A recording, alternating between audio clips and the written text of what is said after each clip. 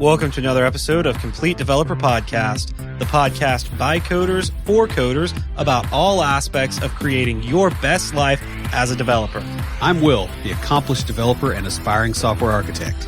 And I'm Beej, the journeyman developer sharing my journey in development. Complete Developer Podcast is supported by listeners like you.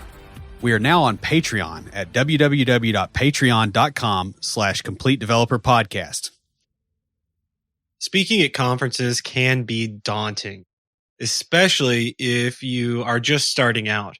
Public speaking can be hard enough without going through the conference talk process. Both Will and I have gone through the process of creating and submitting a CFP or call for papers, putting together a conference talk, and making it memorable and engaging. In this episode, we discuss how to prepare for a conference talk, from writing the CFP to preparing the slides and making it exciting for the audience. But before we get started, Will, what have you been fighting this week? Well, I have been brushing up on my Angular latest. It's what, 4 or 6? I forget which. 6 to 8 range. Yeah, I didn't look at the version number. I just went through the Tour of Heroes thing again and brushing up on Node and on Node testing, because I've got an interview later this week, and that's the technology stack that they will be using during the interview questions, even though that's not my native stack. So it'll be interesting to see how that goes. I mean, I actually am flying up there for that interview, so I'll have some more news on that. Other than that, I have the first chapter of my second book is due tonight.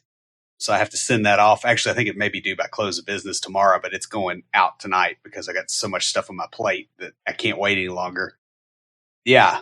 And finally, I kind of got my nose busted Friday night. About midnight, smoke alarm started chirping at my parents' house. We were down there visiting, and I decided that I was going to get up on a ladder and just make the thing shut up. And so I climbed the ladder real quick and I hit the button thinking, hey, this is the button that says shut it up. Mm-hmm. It's not. I hit the test button. And so it immediately sets off the smoke alarms throughout the entire house. And so I'm like scrambling, reaching up, grabbing the thing, trying to get it loose to make it stop. And it slipped out of my hands and hit me right across the bridge of the nose, left a big mark.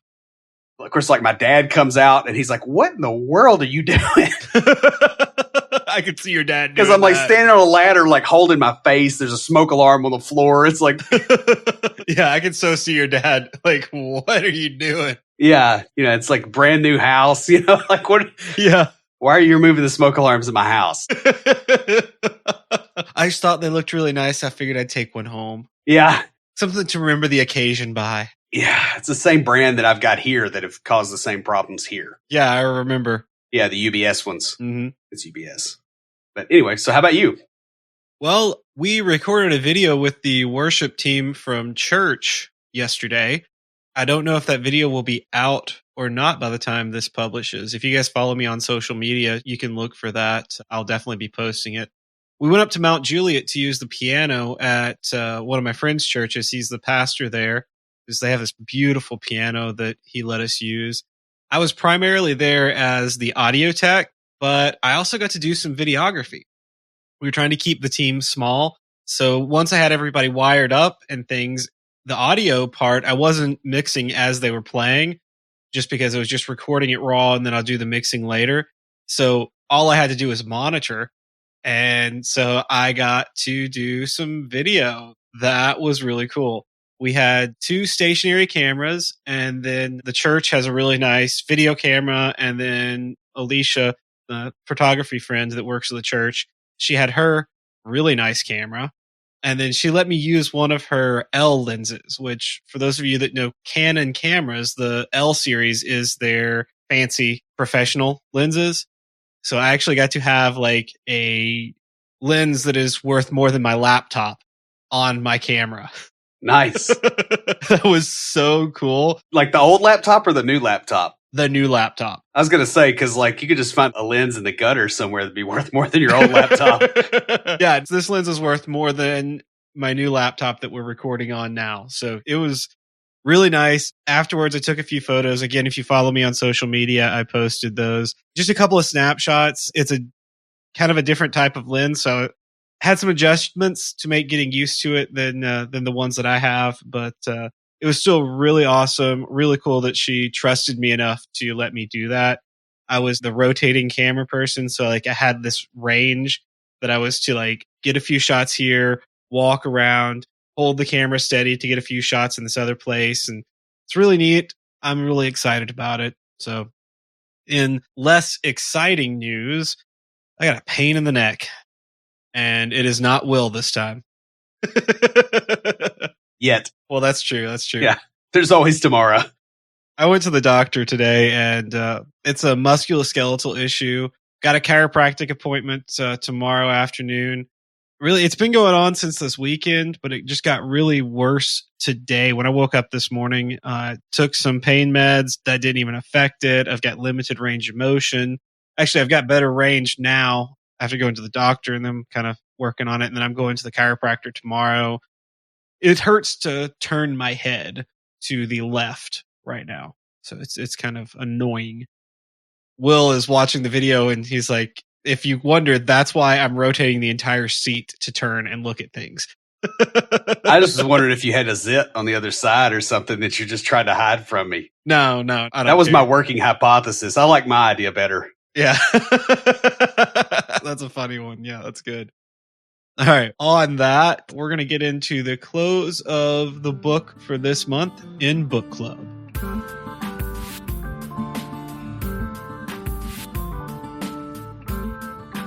We are closing out Power Talk Using Language to Build Authority and Influence by Dr. Sarah Myers McGinty. And closing out this book, Dr. McGinty writes about the differences between the way different people communicate. In chapter 7, she specifically talks about gender differences in the way men and women communicate. And she talks about how the study of sociolinguistics is related to gender studies and how we communicate differently. Going even further, in chapter 8, she looks into cultural differences. Even within the same country, we have several cultures here in the United States of America. She talks about the politics of language and how different areas of the country have different meanings for words. And if you talk in a certain way, language from the center is considered normal in some areas where it would be considered rude in other areas in social settings. It's a really fascinating look at kind of how we interact with each other and how our language affects that and how we can adjust our language to better understand different cultures and different peoples. And finally, she ends the book with a chapter detailing the study of linguistics and sort of its history as a field. It's a really fascinating close to this book on how you can use your language and the way you speak in different settings to gain that authority and to have that power in those settings. I'll have a link to it in the show notes. Who's talking to us this week? Well, speaking of different peoples and different languages, we've got an email from Brian saying, "Hey guys, love the show. I work for a major financial institution as a senior developer. What that really means here is I work in HTML, SAS, and Angular. Although the pay is probably on par with a software engineer, I find the work very boring. I have some experience with MySQL, PHP, Laravel, but want to take steps towards a software developer role using C#, .NET, or Java. Java jobs are more readily available where I am.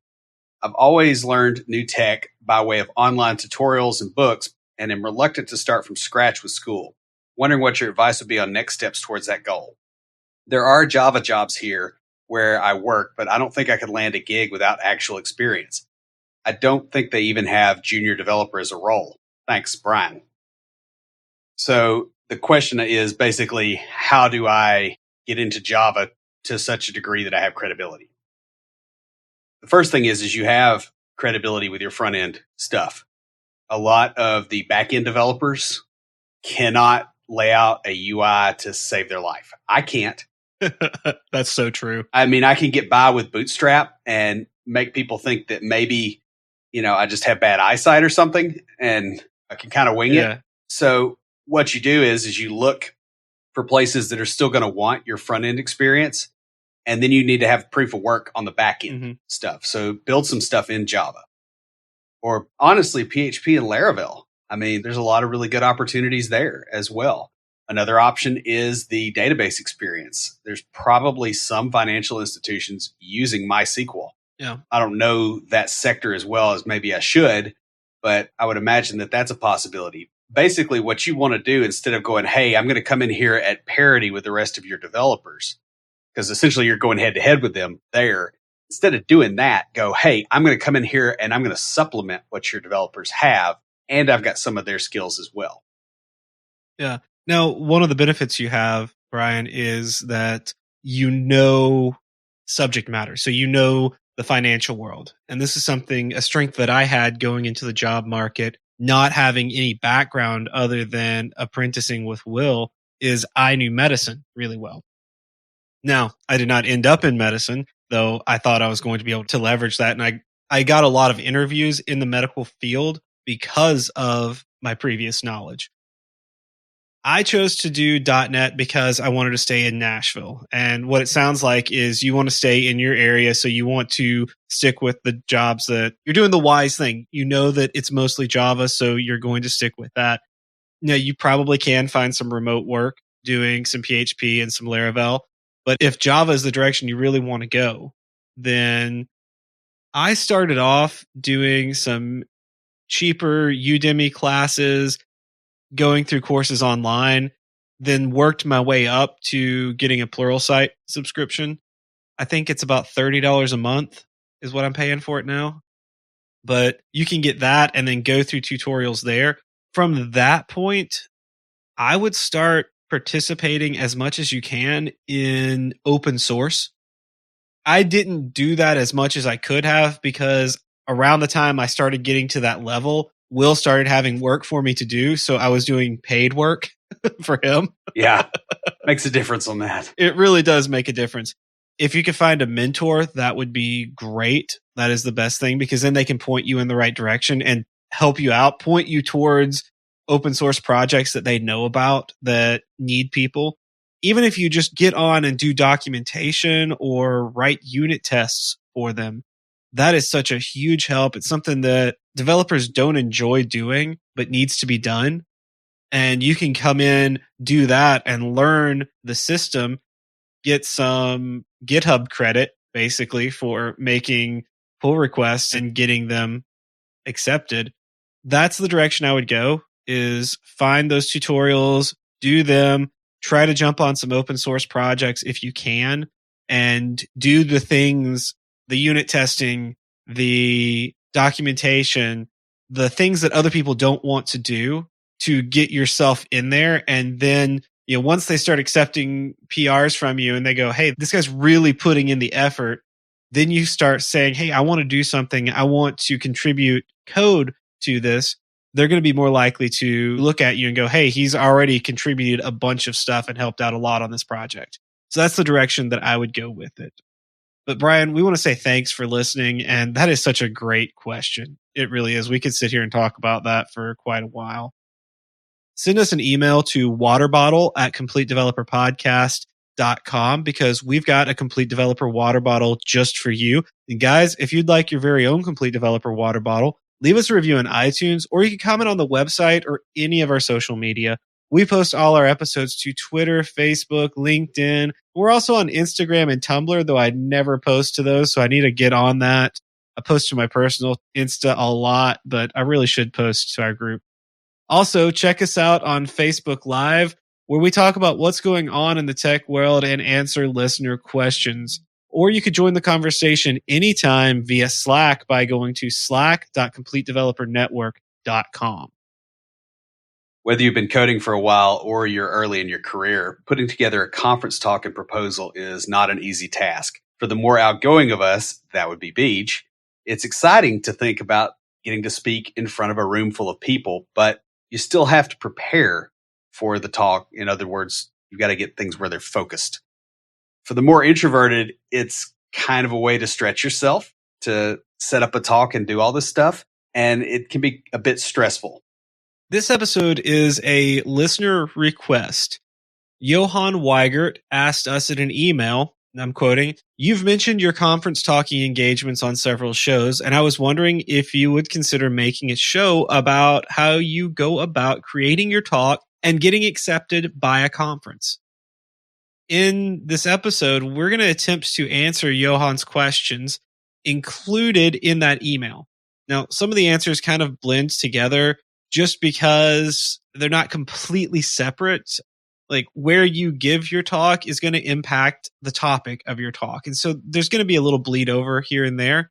But for each one, we'll have some researched information along with a lot of our own personal experiences with creating talks for conferences. So the first question he asks is, how do you go about finding a topic? And what you want to do here is to start with what you're good at doing. This is your power base. Where are your strengths? What do you do best? Yeah, and this can be the stuff that you do daily or what you're specially trained to do. In other words, you want to pick things that other people can't do or don't want to do so that you can get in there and kind of show them something that they don't have. This is the things that you're really good at. So, Will, your first talk was about databases? Yeah. It was based on the episode on why your DBA hates ORMs. Yeah, it's my first conference talk. There's the whiteboarding talk at NSS, I think may have come before that. Yeah. Well, both of those were areas where you were very strong because leading up to that whiteboard talk, you had been mentoring me, and every week for a little over a year had been coming up with a whiteboard problem for me to do. And then after that, every month coming up with one for the meetup group we run. Yeah. That was definitely a strength for you. You took something that you were strongest in and did that. I think my first conference talk was around Scrum. Yeah. And having gone through all the training that I did for work on Scrum and just the mentality suited the way I think. I'm going to grin and sit here and say that's explanatory. I'll just leave that where that is. On that, the next thing you need to do is to look at the areas where you are passionate. Yeah, and passionate can be an interesting thing as well, because I will tell you this, I am not overly passionate in the traditional sense about the whiteboard interview. I think it's a very broken system. And I also think that the way that we use ORMs to talk to databases is broken. So passion, what you have to do with that is you almost have to shift it and go, okay, I'm passionate about fixing this problem. Right. That's the thing. It's the area that you are passionate about. So you said you're not passionate about those, but you are. I've heard you talk on the topic and you are very passionate about how broken that system is. You are very passionate about how ORMs are not the best solution. Yeah, in all cases, at least. Yeah. What you want to do here is think about the things that you can talk about for hours. And trust me, Will can talk about those two things on end for hours and hours and hours. Yeah, just give me some scotch. And here we go. I know because I've heard him do it. Yep. The other thing to look at is, what do you most look forward to doing in your job? What do you really enjoy doing? This is something that you can look at and go, I really love this, which strangely enough for me, I really enjoy, the planning and that aspect of it almost as much as I love the problem solving. The problem solving is probably the best part, but it's hard to make a talk on problem solving because it's so varied. Think about the things that you do throughout the day that help you get through the rough parts, the boring parts. So most people, the meetings and things like that, it's like, all right, I tolerate this meeting so that I can go and write this kind of code, or I can go and solve this kind of problem. Or because I want to draw squirrels on my notepad over and over again. There is that too. I've been known to do that from time to time. If you're feeling bold, another thing you can do is actually go after an area that you're interested in learning. In other words, use this as a forcing function to make you learn. Mm-hmm. Like when you've got to get up in front of 100 people and talk about something, and right now you don't know anything about it, and you are not going to let yourself quit, you're going to have to learn that.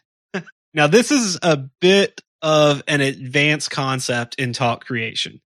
Really, the best place for these kind of talks is going to be in like local meetups or user groups. And we do this with the podcast a lot, especially me, as I was early in learning. And even still, I will pick something. I remember, what episode was it that I had mentioned doing? And you're like, oh man, I'll get to that in a month or so. And I was like, no, I mean, I want to do it. And you're like, oh, Good luck. good Bye. luck. Yeah. This is not my circus, not my monkeys. Have fun with that. Yeah. And it was something that I really wanted to learn. So I was like, all right, we're going to do an episode on this. And I had to put in the effort because I said I was going to do it. Yeah. So you find an area that you want to learn about, and then you build a beginner talk. So you're not talking to the advanced people. You're going, hey, here's a beginner's perspective on this. Here's how you get started. Yeah. The easiest way to do this is to maybe create a tutorial or a what I learned doing whatever the topic is kind of talk. Yeah, I've seen some people do this pretty successfully going, I was a C# developer. Here's what I learned from Node. Yeah. For instance. Those are really cool. Where you have the bleed over. I've been to a few of those talks and they are really neat because you get these unique perspectives. You get that Node perspective coming in, but you get like a C# view of Node. What's really fun is when it's two languages you don't know really well and one of them's one you want to learn. Yeah. So like what I learned going from Python to Erlang. Yeah. Something where you're like, what? What?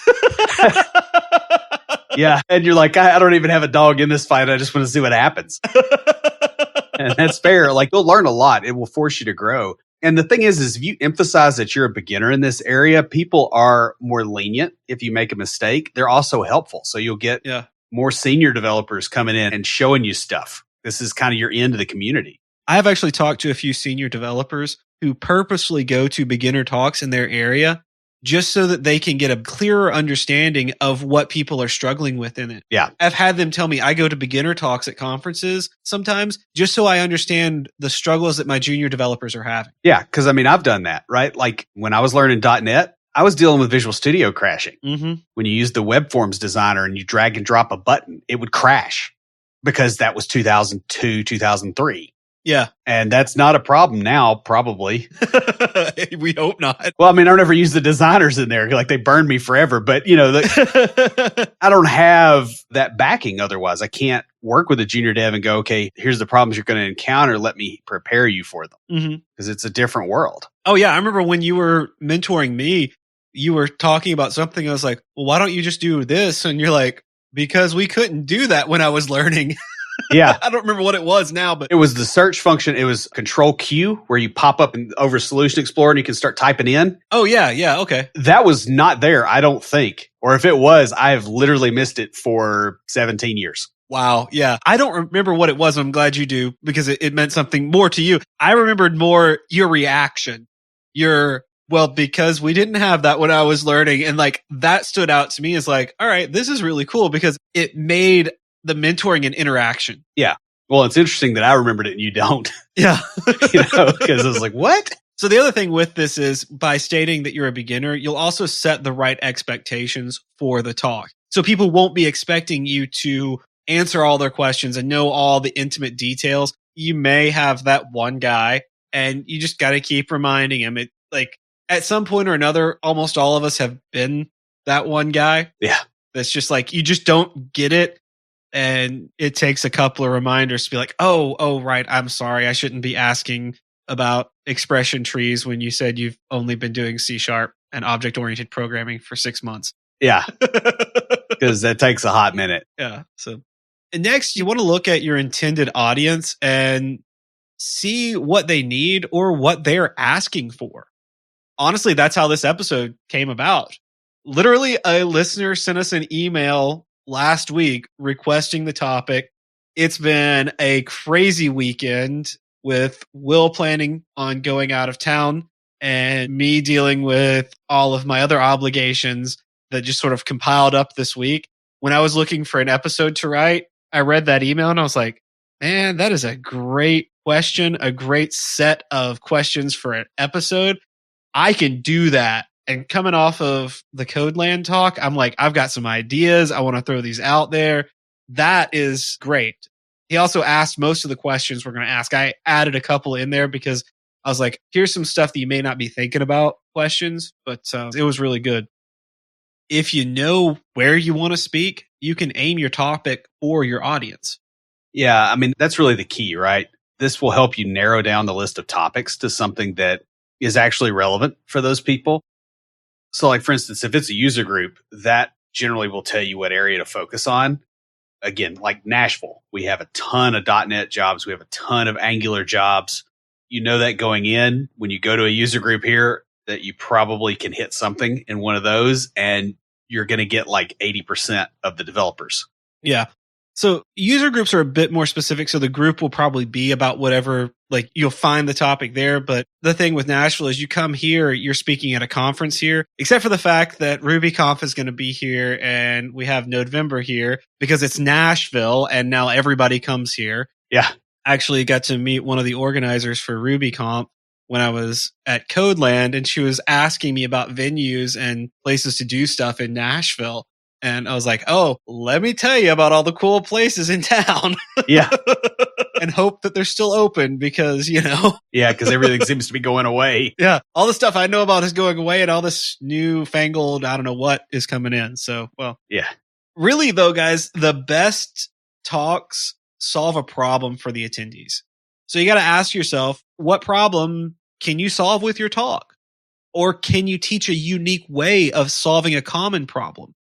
Problem solving is a great way to get a talk idea together. So now we're going to list out 7 steps to picking a speech topic. And these are generic. They're not specifically for tech, but I found them in multiple places online, very similar across the board. So I just wanted to throw these out for you guys. And I also kind of wanted to get some of Will's comments on them because I know he's going to have some. So the first one is to identify the event and what its goals are. I will say that sometimes you can kind of infer a goal. Like you can look at it and go, okay, well, the event's got this goal, but I see these people always having this one pain point. Yeah. Which is what I did with the whiteboarding talks at NSS, because I'm like, hey, I know they're all fixing to face plant into this thing and they're probably all scared of it. So let me pitch this talk idea. Yeah. Next, you want to understand your audience and what they're looking to learn, which is what Will did. Yep. And I've also noticed that they tend to also ask about just the interview process and they want comfort. Yeah. Really, to go, hey, I'm going to survive this and I'm not going to be eating ramen for the next 3 years waiting on my first dev job. Mm-hmm. Then you need to think about your knowledge and experiences. So what base do you have? And this goes back to what we were talking about earlier is, start with your power base. Right. Where are you coming from? What approach can you make going into this? And the next thing is to look at current trends in the media. So you'll see a lot of, keyword research. You'll see rising keywords in Google. Mm-hmm. And that's probably a good proxy for a lot of media stuff if you don't know where else to research it. I did do a little bit of that. When I was researching it, I wasn't nearly as good at keyword research then as I am now. Yeah. Like I knew it was a thing, and that was basically the extent of it. You can be pretty terrible at it and still hit the mark. So once you've done all this research, you need to start brainstorming possible topics. And Will and I have different ways of doing this. I know he really likes to use kind of a mind map type thing. I like to just list them out. It's a slight difference in the way we do things. I like to structure my stuff when it comes out, and he gets better results by free flow unstructured. Right. And then structure it after. Yeah. So it's just a difference in the way our own brains work. You have to figure out what works best for you for brainstorming topic ideas. Honestly, for me, the absolute best thing I can do is a conversation. If I want to brainstorm some ideas, I'll get with Will or one of my other dev friends and be like, hey, let's go have dinner or something and just shoot off some ideas. Let me bounce some ideas off your head. And through that conversation, that back and forth is where I get the best topic ideas. Yep. And it's the same kind of deal for me as well. Then the next thing you want to do is you want to narrow the list down to the top 3 that you want to speak about. So usually these are the top 3 that fit in that intersection of topics that you know and are passionate about. Because you're going to get a scatter of a lot of stuff that some of it you're not going to feel real good about. We have stuff on our Kanban board right now that I look at and I just kind of groan.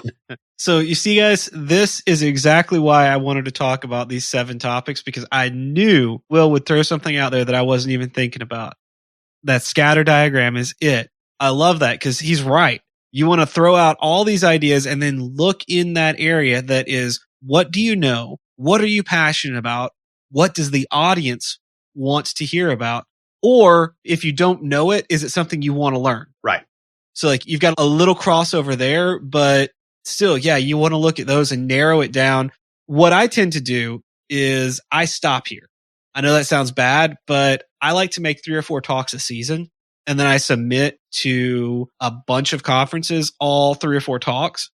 And so I don't do the exact same talk at every conference. Sometimes, like this year, I'm doing one talk at 2 conferences, another one at a different conference. So it's like it's spread out. And that way I get a little variety in what I talk about, but I also only have to create 3 to 4 per season.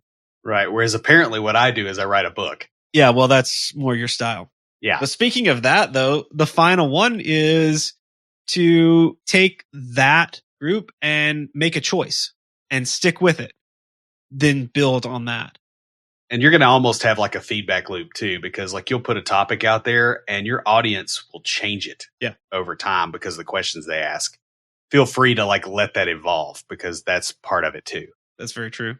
So next, let's talk a little bit about how you find relevant conferences. I mean, this is something a lot of people struggle with because half the developers out there don't know that there's a conference in town until the conference is already over and they see somebody with swag on their laptop. Yep. So the best place to start is your local user groups, your schools, or the conferences close by. Really, the best place to learn about speaking opportunities is meetups and user groups. Usually the local groups are looking for speakers because they meet every month. Yeah, and they got to find somebody. Yeah. I'll be speaking at, I actually need to get back to them about when, but I'll be speaking at the Murfreesboro borough.dev here in a few months. Nice. Just because I saw them on Meetup and I wanted to go to one of their events, but then my flight got delayed and I missed it. But they invited me to their Slack anyways. And when I posted, oh yeah, I'm conference speaker, podcaster, like all the stuff I do, people recognized me like, oh, hey, will you come speak? And I'm like, yep. Easy enough. Yeah. For the rest of you guys, for the non-podcasters in the audience, I guess, the way to do it is to go to your local groups in your meetups and just talk to people, like especially the organizers, because if you tell them you've got a topic that you want to talk about, they will be overjoyed. They're constantly looking for people. Especially if you take them out to lunch and you go, hey, help me plan this a little bit. Yeah. Like that's the way to do it, right? You can get buy-in and you can make sure that you're hitting what they want for their group anyway. You can even get practice with a talk in a smaller environment. And you don't have to take our word on that. Scott Hanselman did this. He was the closing keynote up at Codeland. And he actually went out to a local user group the day before the conference and gave the talk to get a practice run of it. Yep. And it's just like, if someone like him, if someone programmer famous, if he can do it and it works for him still at that level, it'll probably work for you. Yeah. He's doing something right because he's getting invited to come and do keynotes and he's getting paid. He's getting paid to do this stuff. So if that's what he's doing and it's working, then I'm like, all right, I'm going to start doing that. And that's where I got the idea for this, the practice with the smaller environments. It does 2 things. It helps the groups locally, wherever you're speaking, to go and do that. But also it gives you that extra practice. The other thing is local conferences usually announce when they open their CFPs to user groups. Yeah, another option is schools and boot camps. A lot of times they have local developers come in to speak at their classes. This is how I got in at SS. We had a conference booth next to them, 3 years ago? Yeah. It seems like it's been another lifetime almost because I feel like I've always been speaking and I haven't. But that's how I got in there. I just kind of started talking to them and that got me a start. A lot of these places also host conferences of their own or they're in a location where conferences tend to happen. Yeah. At the very least, they have a huge network of people who are trying to get people to come to conferences so they know what's going on. Next, you want to talk with speakers at the conferences you attend. Even if you're not a speaker, they will help you learn the process. I have yet to meet a conference speaker who wasn't excited about someone wanting to become a speaker. Yeah, because they recognize another tortured soul that's going through the same process, and they don't want it to be as bad for you. That's so true. Also, a lot of them like to attend conferences and hear other speakers. So they want you to be your best. And if you've got a really interesting topic or something that they find fascinating, they're going to want to help you get in so that they can go listen to it. I know that's a lot of times the way Will and I are. We meet a lot of people with a lot of really fascinating ideas or things they want to talk about. And we're like, oh, hey, let us help you. We can introduce you to people. We want you to do this because we want to hear it. Yeah. I mean, you got to bear in mind the speakers get value from learning stuff too. Yeah. There's absolutely no reason not to involve them as much as you possibly can and to contact them and get help. Yeah. Because they've been through it, and they also know which conferences are available, and they're likely to know which ones are open to newer speakers.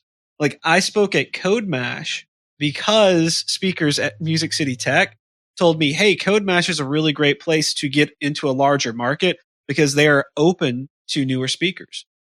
It was other speakers that told me about that. That is the whole reason I even applied there. And I got to go, and it was awesome. Speaking of applying, the other thing you can do is sign up for email lists of conferences. Right, because they're going to market their conference. And so you might as well go ahead and get on that list. And now it's a little bit more passive because you're not going to have to try to remember when these things are. And sometimes they like to move stuff. And if you just get on their list, they'll tell you because they're trying to make it so that they don't lose their hind end by hosting a conference. Some even have lists specific for speakers that send out reminders of the CFP, the start dates and end dates, and other things like that. Also, guys, a lot of us are on a lot of email lists. So what you want to do is be sure to check your emails from conferences, maybe flag them just to look at that. Most of them don't send stuff out unless it's important. You know, at least the ones that I've been involved with do not flood my inbox. Right. And they usually don't sell the lists or anything either. Yeah. Every now and then I'll get an email that I'm like, yeah, I really don't care about that from a conference. But I personally am just like, I'm not interested in that. But I know most of the people on the list probably are. So next, you want to expand out to the surrounding area or even across the country. This kind of goes back to when we were talking about starting local. Once you've spoken at some local events, start looking to conferences within driving distance. Right, because that's a lot easier and it'll open up events in those locales for you to speak at. The other thing you're doing here too is you're kind of taking a smaller slice of the market. So like you and I would not be competing with Scott Hanselman. Yeah. Right, because that's a bit intimidating. Yeah, that is true. And finally, on this, start applying to international conferences early. Get that international speaker badge. It's one of my goals, if not this year, next year, is to get that. I've applied to speak at NDC London, and I'm going to apply for some more international, even if it's going up to Canada or down to Mexico. Yeah. I'm going to get that international badge. That's a goal. See, my goal is more like the Eastern European / Russian. Oh, mine is just any international conference at this point. Then I'll specify, but I'm just like anywhere right now. But y'all, go big. Apply for conferences in countries that you wish to visit. Yeah. Do like Will. Even apply for countries where you don't speak the language. I know several English speakers who don't know the language, but they go and they have translators for them. Yeah. A lot of times you'll find a lot of the tech folks speak English anyway because of True. the size of the American market. They almost have to in a lot of cases. Yeah. That can help you too. So don't feel limited by the language barrier, I guess is the thing there. Right. Let's talk about the thing that's always been a pain point for me, and that is structuring the CFP or the abstract. This is not my favorite part of the whole thing. Yeah, I spent a lot of time working on this particular bit just because it's something that has been a pain point for me as well. I have not gotten talks selected because my abstract or CFP was not on par. And when I talked to the organizer, he said, man, when you told me about that a few months ago, I was so excited, but I read your CFP and I was like, I don't know about that, man. Yeah. We'll talk a little bit more about that. I've got that story in here a little later. What you want to do is begin by looking at the event and the call for papers, or the CFP. That CFP will have the relevant information about the talk. This includes the length of the talk, the type of environment you'll be in. It'll also tell you requirements for the abstract, such as word limits and things like that. And basically, the CFP should contain all of the information that you need to know to address your abstract to the right people. Right. So start your abstract with the most interesting aspect of the talk. And you should be really bold in your opening sentence and paragraph because people scan. Mm-hmm. So you've got to hook them really quick or they go to the next one. Remember, you only have 300 to 400 words to convince the reviewer to select your talk. Right. But you probably only have 2 sentences to convince them to read those 300 or 400 words. Exactly. You want to lay out your argument or the problem you're solving with your talk within that first paragraph. This is your chance to convince that reviewer that they will benefit from what you have to say. One way to do this is to make it into a teaser. So maybe you don't answer the entire question, but you pose the question in such a way that now that their interest is kind of piqued. Yeah. We've already said it, but you really got to grab the reviewer's attention. They are reviewing hundreds or thousands of abstracts, and you want yours to stand out from the crowd. The other thing is you don't want to give your solution or your conclusion in the abstract. Right. And especially this is true once you do get accepted because they reuse that text half the time. Yeah. So like that'll drive people away from your talk if they already know the answer. The goal here is to tease what you're going to provide in the talk. If you can tell it in the abstract, what's the point of the talk? Right. You want them to want you to tell more. I want you to want me. No, sorry, I'm not going to keep singing. So you just got to be the speaker equivalent of BuzzFeed. Yeah, basically. Yeah. It sounds bad, but it's true. The reason you've heard of them is their tactics work. Yeah. Doesn't matter whether you like them or not. My thing with that is I don't mind it if you use those tactics and then you get to the talk and it provides. I did get called out on my abstract for Codeland because I said, I was going to talk about my journey through depression and then talk about helping other people through theirs. But when we got into it, I only had 15 minutes to talk, and Saran said to focus on the story. So that's what I did. And I agree with her. I think it was better to do that. But I did have one person ask me about that. And I told her when she asked, I was like, that's really awesome that you paid that much attention. And I explained to her what happened. She's like, yeah, I think you made the right choice. So sometimes that happens. The thing you want to do is avoid focusing too much in one area. Unless, of course, that's the focus of the talk. That's a little bit different. Yeah. But don't let yourself get bogged down in the details. Yeah, that's why the word limits are there. They're to keep you from doing that. Because when somebody's excited about a topic, they'll go on for hours about it. And this keeps the reviewer from having to look at that. Like that's self-defense on their part. They don't want to read a book on this. The thing, too, is you want to keep your abstract as possible. You don't want to get into the details of the talk because that's what the talk is for.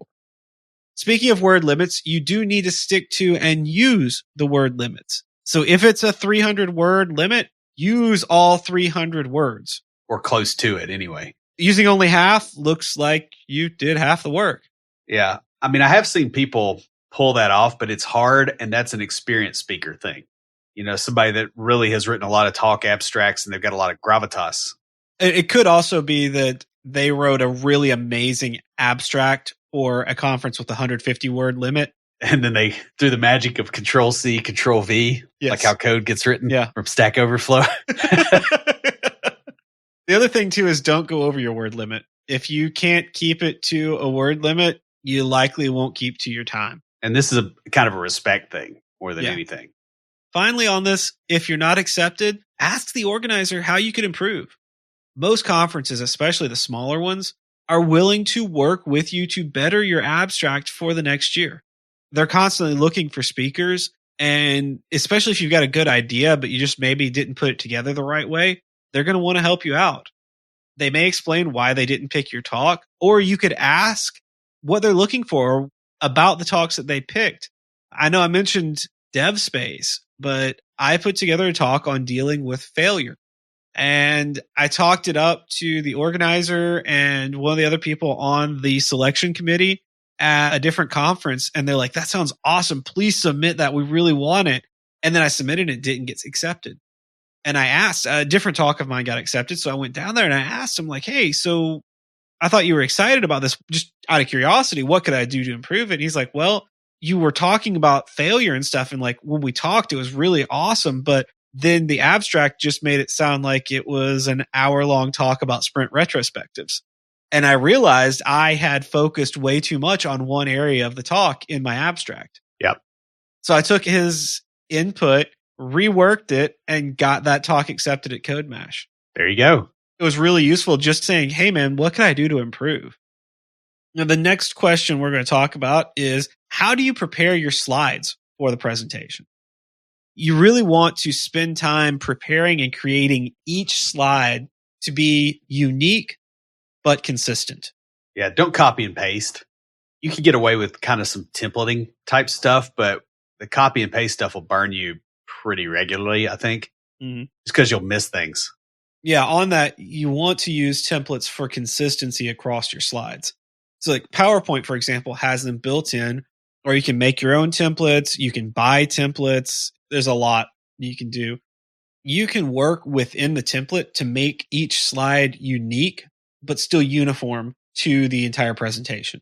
Right. And speaking of that, you want to try to use fonts that are easy to read and use them consistently. Don't change the fonts up every slide and that kind of stuff. People get confused very easily when they're looking at PowerPoint. And that includes your visual effects too, right? Like, a lot of the transitions I've seen people really screw that up because it's distracting for the same reason. Right. And we'll talk a little bit more about that in just a minute. Don't fill the entire slide with text. You really need to leave some breathing room between your text just for ease of reading. But also you want to allow space for visuals such as images and animations. Well, and I think with a slide, the space is what allows the person to focus on what you're saying, not what's on screen, because they won't be listening to you while they're reading. Most people can't do that. Yeah. You need to make your text stand out from the background. Now, black text on a white background has the best contrast. Those are the two most opposing colors, or all color and absence of color, but we won't go into color theory right now. It's also the most boring possible presentation. Use some color when creating your presentation. Yeah. Keep your presentation easy to see with contrasting colors that work well together. And we have to add that caveat because people will do stuff like red text on blue, and you can tell on the screen, like when you're close to it, it's readable. But when you project that onto a wall, especially if the projector is a little bit off or funky or something, like it's unreadable. Yeah, that's so true. There are several online tools that help you select colors that work together. And PowerPoint even has tools built into it, or the other slide building things. Google has one and Apple has one, but the other slide builders have design menus built in to help you with this. You can also use color to highlight parts of your slides. So varying colors can make things stand out from the rest of the slide, but you want to avoid using it too much or you'll kind of drown out the highlights. Yeah, when everything's highlighted, nothing is highlighted. It's like project priority. Right. And finally, you can find professional color palettes online. And by professional, I mean ones that are designed for professional presentations. These will tell you which colors to use for your background and your foreground. They'll also have suggested highlight colors. But the best benefit of all is within that color palette, they'll have a list of colors not to use. Yeah, that's extremely helpful too, especially if your color skills are not quite up to par, like mine. Yeah. The next thing is to keep the content simple. So don't write big, long sentences, just a couple words mostly. Yeah. So that people aren't reading excessively. Only have the keywords on your slide. And don't read your slides. We talked about this earlier. There's no point in a presentation where all the presenter does is read the slides. Right. Unless you expect the audience to be illiterate, yeah, which they're not. You want to tell a story with your presentation and illustrate it with your slides. If your audience is illiterate, then use images in your slides. Don't just read your slides. Right. Tell your story and use images for them. For example, in the talk that I gave, not that my audience was illiterate, but it was a personal story. It was literally my journey, and putting text in there made no sense whatsoever because what am I going to do? Bullet point my life? So I used art from my friend and some of my own at some of the darker parts because thankfully she doesn't have art that dark. Yeah. I'm glad for her that she doesn't, but I used her artwork with permission. It was really awesome that she did that. She actually told me the stories behind each of the pieces that I used. And so I was able to make it flow. And I was told that the art behind me told a story that went along with my story. So finally, you want to close with a strong take-home message. Summarize your key point in the take-home message, which is basically a summary of your data and your story and make the message memorable. So I was just telling you about my talk at Codeland. My take home from that was coding has been with me throughout my life. I wouldn't say that it saved my life, but it kept coming back and helped me through my darkest points. I hope that you can find the comfort and strength in the code you write that I found in mine. And that's how I closed my talk. Yep. Now, if you hear the whole talk, it makes a lot more sense. But we also do this with the end of our episodes. We have a summary, a close where we try to get the key points there. And finally, under this, create visual aids such as images, media, and animations. You really want to have more images in your slides than text. Visuals are your best friend. Will said it. The point of the slides is to emphasize what you're saying. Well, it's like salt in soup. It's there to make the flavor better. It's not the soup. Right. And don't use images to decorate your text. That can be really, really annoying. Instead, use them to reinforce or illustrate your message. You also want to use animations and media very sparingly. Maybe like to draw attention to something or clarify a model, emphasize an effect. Finally, under this, the last thing you want to do is add in title pages and section breaks. You're likely going to move the slides around as you build them, so you want to wait until the end to create section headers and summaries. Now, I used to do this first because that's the way that I write outlines, and I had to stop because as the talk evolves, slides would move and I'd have to constantly be changing those section headers with summaries in there. So I just stopped doing that. I put together the presentation and the content slides, and then I'd go and add the section headers afterwards. Yeah. In other words, you put the muscles in and then you figure out where the bones go. Yeah. So the final thing we're going to talk about, and this is going to be probably a shorter one, is how do you interact with the audience? And specifically, Johan asked, BJ mentioned something about making his talks very interactive. So audience participation can turn a lecture into a discussion. Conference talks can take on the feeling of being a classroom, especially if the speaker isn't very engaging. Sometimes a topic may be important and even interesting, but still a bit dry. Yeah, I've had to do this with the whiteboard thing. Yeah. I start out asking them, do they know why they're afraid of the whiteboard interview? And I'm like, it's because you're rational. Yeah. And that usually gets a laugh and it gets the engagement cycle going. Yeah. When the audience interacts, it can break up the monotony of sort of a single speaker talking the whole time.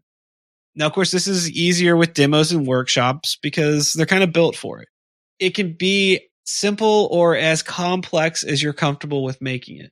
So, for example, a simple audience participation may involve polling the audience or asking a yes-no question that most people are going to answer the same way. Like, who hates whiteboarding? Everyone raises their hand. Not that you guys can see me actually raising my hand, but you get the gist. You can typically assume the majority answer with these simpler polls. As complexity evolves, the talk turns into a discussion, which means you have more work than just speaking. So now we're going to kind of go through my method for audience participation. This is what we're going to close out with. First off, I create special audience interaction slides. These are the same theme as the other slides, but they have a unique appearance to indicate it's not a rhetorical question. And I start with a simple poll of the audience. This is like what Will was saying about making that joke that gets them laughing. Just a simple poll gets people used to responding. The next thing I do, I may ask one or two polls throughout the early part of it. I'll ask a 1 or 2 word answer. Like, what's your favorite ORM? Or something like that. And to where it's not going to be all the same answer, but it gets people comfortable speaking. It also shows you who's willing to say more. And the best thing here is like something that lists things out. The primary goal isn't the response. It's the thought behind it. So asking, what's your favorite ORM isn't about getting them to tell you what their favorite ORM is. It's getting them to think about ORMs. Yeah. And you can also pick out the people that are most responsive to stuff in the audience and see facial expressions. So later in the talk, you look at those people to make sure the audience is getting it. Exactly. Now you're ready to ask the open-ended questions. And at this point, you need to be prepared to let the discussion lead the talk. You will become more of a facilitator than a speaker at this point, and your job will be to guide the discussion to the next point, which can be good or bad. I mean, Will and I have gained a lot of experience with this through having guests on the show. I am quite sure that podcasters who have guests on more regularly than we do are even better at it than us. What you want to do is start slow but consistent. Plan to have more lecture on the front end of the talk, then allow time for discussion towards the mid to latter part of the talk. The final thing is have more material than you need just in case your audience doesn't participate, because the worst thing in the world is getting in there and trying to get them to participate and your entire audience is shy. Yeah. So guys, a lot of hard work goes into planning, submitting, and creating a conference talk. And that doesn't even include practicing and giving the talk. If you are considering giving a talk, you can use this information to better prepare yourself for the process by understanding how it works and what you're getting yourself into. And if you're not considering giving a talk, we highly encourage you to give it a try. Even at the local level, it can be very rewarding. That pretty much wraps us up. Before we close everything out, Will, what do you have for us this week for Tricks of the Trade? Well, I just want to point out that this episode was prompted by a listener question. And Beej being able to speak at conferences was prompted by him asking. Me being able to speak at NSS was prompted by me asking.